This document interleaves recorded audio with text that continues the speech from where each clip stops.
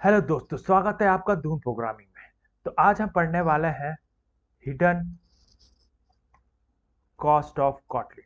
Kotlin के वो hidden issues जो हमें अवॉइड करने चाहिए while developing Android application.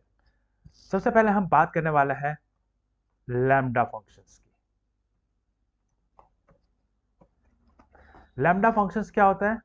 Lambda functions are anonymous functions in Kotlin, that is function literals, वो functions without name। और functions Kotlin में are treated as object. Kotlin में हम फंक्शंस को ऑब्जेक्ट की तरह ट्रीट करते हैं। आइए अब क्रिएट करते हैं एक लैम्डा फंक्शन। मैंने एक लैम्डा फंक्शन को एक वेरिएबल में डिक्लेयर करा और उसका टाइप दिया। जब भी हम उसका टाइप देते हैं, सबसे पहले हमें उसका देना पड़ता है इनपुट टाइप, किस टाइप का डेटा वो इनपुट करता है। And we can give like this, और इस तरह से हम उसमें उससे डिफाइन कर सकते हैं। जैसे मैंने इसमें प्रिंट कर दिया लैम्डा फंक्शन, ये लैम्डा फंक्शन है। तो दिस इज द वे जिस तरह से हम लैम्डा फंक्शन क्रिएट करते हैं। तो आइए अब देख लेते हैं कि कॉटलिन प्लेग्राउंड में हम लैम्डा फंक्शन कैसे क्रिएट करते हैं। तो जैसे मैंने पिछली बार क्रिएट किया था, मैंने यहाँ पे एक लैम्डा फंक्शन क्रिएट कर दिया विद द नेम लैम्डा 1। अब इस लैम्डा को मैं कोई भी ऑब्जेक्ट में स्टोर कर सकता हूँ, जैसे कि well check 1 lambda 1,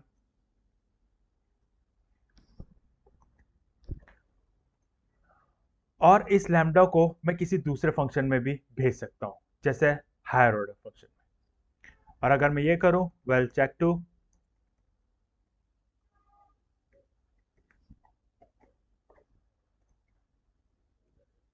this one.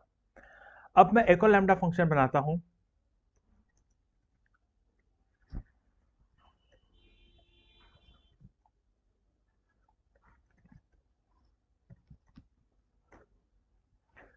जो स्ट्रिंग इनपुट करता है।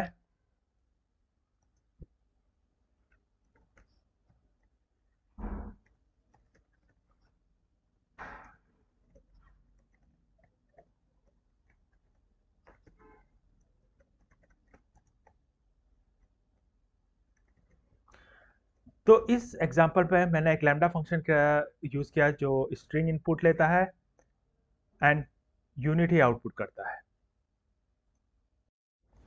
अब मैं इसका ऑब्जेक्ट क्रिएट करता हूं और पास कर देता हूं अपना नाम, रन करता हूं तो आउटपुट आएगा लैम्डा फंक्शन मेरा नाम। अब मैं बात कर लेता हूं हिडन कॉस्ट की वाइल यूजिंग लैम्डा। अब जैसे मैंने एक फंक्शन लिया और ये लैम्डा रिटर्न करता है यूनिट टाइप का, जो यूनिट टाइप, और इसमें एक वेरिएबल डिक्लेयर करता हूं मैं,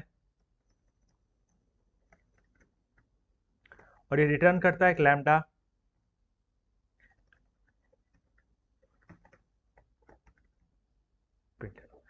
अब इसे कंपाइल करता हूं। फंक्शन में ब्रैकेट लगाना भूल गए, तो अब हम इसे कंपाइल करते हैं तो ये कंपाइल हो जाता है। अब हिडन कॉस्ट इसमें क्या है? जैसे मैंने आपने देखा, मैंने पहले लैम्डा फंक्शन के दो ऑब्जेक्ट बनाए और उसे चेक 1 चेक 2 में सेव किया है, वैसे ही हम इस लैम्डा फंक्शन के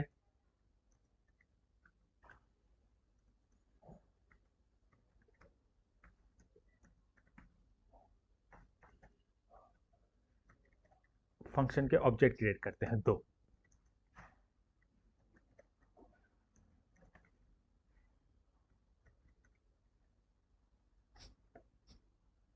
और अब हम चेक करते हैं। पहले हम इसे चेक कर लेते हैं,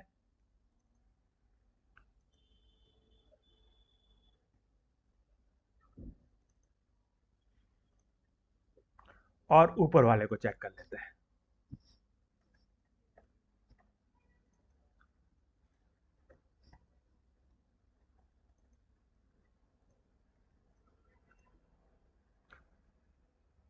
तो जो हम देखते हैं, पहला है आपका ट्रू, दूसरा है आपका फॉल्स।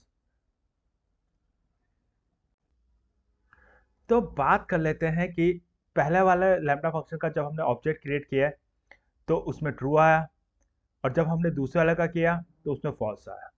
वो एक्चुअली इसलिए हुआ कि कभी भी कोई लैम्ब्डा फंक्शन अगर क्लोजर होता है, क्लोजर मीन्स वो कोई वेरिएबल को अपने इनसाइड क्लोज करता है, तो कॉटलिन कंपाइलर हमेशा डिफरेंट ऑब्जेक्ट्स क्रिएट करते हैं। वाइल पहले केस में जो हमारा लैम्ब्डा फंक्शन था उसने कोई वेरिएबल क्लोज नहीं किया था, तो ये क्लोजर फंक्शन नहीं है। तो कॉटलिन कंपाइलर स्मार्टली वर्क करता है और डिफरेंट इंस्टेंस क्रिएट नहीं करता, केवल सिंगलटन क्रिएट करता है। तो इसलिए पहले वाले उसमें आपका ट्रू आया क्योंकि उनके रेफरेंस सेम थे, और दूसरे वाले में उसका रेफरेंस सेम नहीं था, तो दूसरे वाले उसमें उसका आउटपुट फॉल्स आया। तो इस तरह से अगर कभी भी अगर हमें लैम्डा फंक्शन यूज करना हो तो हमें अवॉइड करना चाहिए कि वो जो लैम्डा फंक्शन हो वो कभी भी क्लोजर ना हो। आई होप आपको ये वीडियो अच्छा लगा हो, और ऐसी जानकारी के लिए प्लीज सब्सक्राइब कीजिए, लाइक और कमेंट कीजिए। Thank you.